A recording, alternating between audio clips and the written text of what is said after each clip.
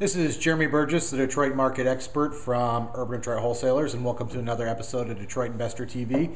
And I thought I would share a recent experience with you. I think I may have lost a client, and I lost a client because, potentially anyway, we'll see, because I didn't adequately explain how the Section 8 process works. So what I did was I sent him the copy of the signed lease, and he noticed that on the date that it was a date much earlier. I believe it was in October. I probably should open that email, but it was something like that. And he's like, well, you said they just moved in January. Why is it signed October?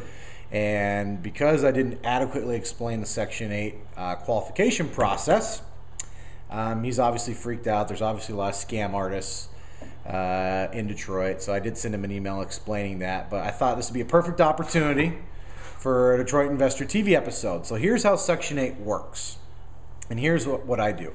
It takes, on average, 30 to 45 days to get your property inspected by Section 8 once you have a Section 8 qualified client.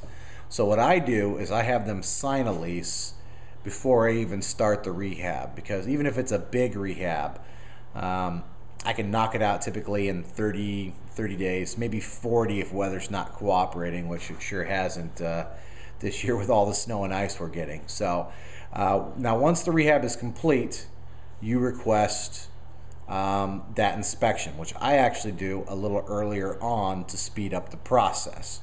Now, getting qualified by Section 8 is pretty challenging. They really look over the property, which is a good thing. I mean, if they're going to be spending government money on this stuff, it's probably something that they should check out. They have quality housing. So on average, it takes 2 or 3 inspections for a house to get passed, right?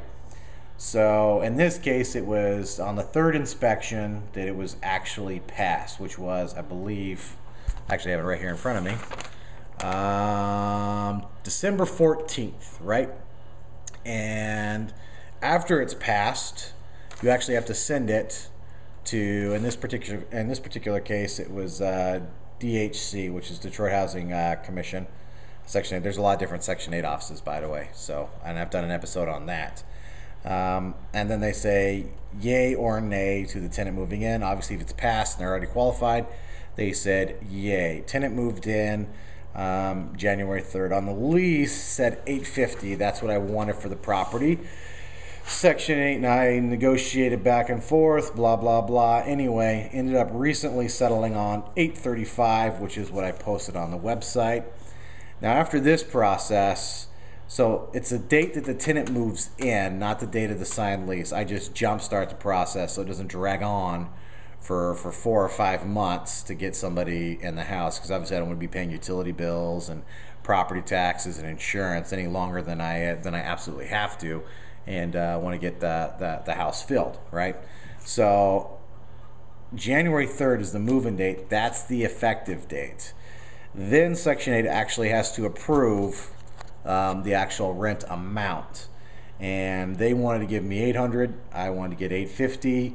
We ended up settling on $835, and we did that recently. Now, once you settle on that amount, they approve it, then you execute a new lease from that January 3rd date, and that is the master lease, which is what I'm in the process of doing. And then I'm sure you're all aware, you hear me complain before where, Section 8 is a little slow in paying, but I will say this, at least you do get your money when Section 8 pays. So anyway, I wanted to take this opportunity for one of my shortcomings here where potentially I lost a client because I didn't take the time to adequately explain exactly how the Section 8 process works. Unfortunately, sometimes it's not easy. I know you guys know it's not easy, but sometimes I make it look so easy that any little bump in the road causes questions. And obviously with the scam artists out there,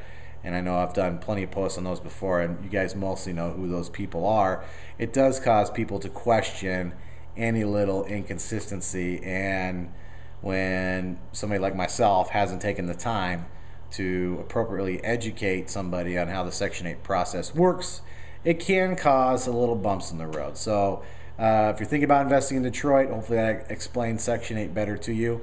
If you're an investor, I would highly recommend, obviously in the future, better explaining how the Section 8 process works to your client, so they're educated. So when you send them the stuff, they're better educated about the process. So it's not a freak out moment or a you lied to me moment or anything like that. So I think this is like my 4th episode on Section 8. Sometimes I wonder why I keep messing with it, but the reason why I keep messing with it, even though I don't like it all the time, is when you find the right Section 8 tenant with a full voucher, they're gold.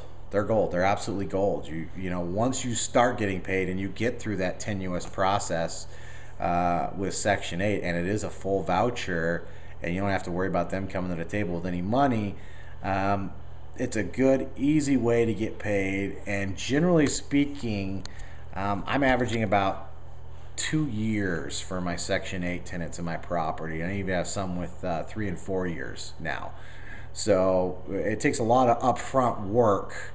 And I know I love my land contracts too, and I love them for different reasons, but I still do Section 8. I'm just very, very picky about who I take as part of the process, and that they have a full voucher, and that they understand how Section 8 works, and they're already a part of the system. So if there's any little hiccups, I can count on the tenant to move it along because they want to move into my gorgeous house. Anyway, if you have any questions or comments, please leave them below or shoot me an email. Otherwise, I appreciate your attention. Thanks for tuning in for another episode of Detroit Investor TV. And once again, this is Jeremy Burgess, the Detroit Market Expert. Thanks, folks.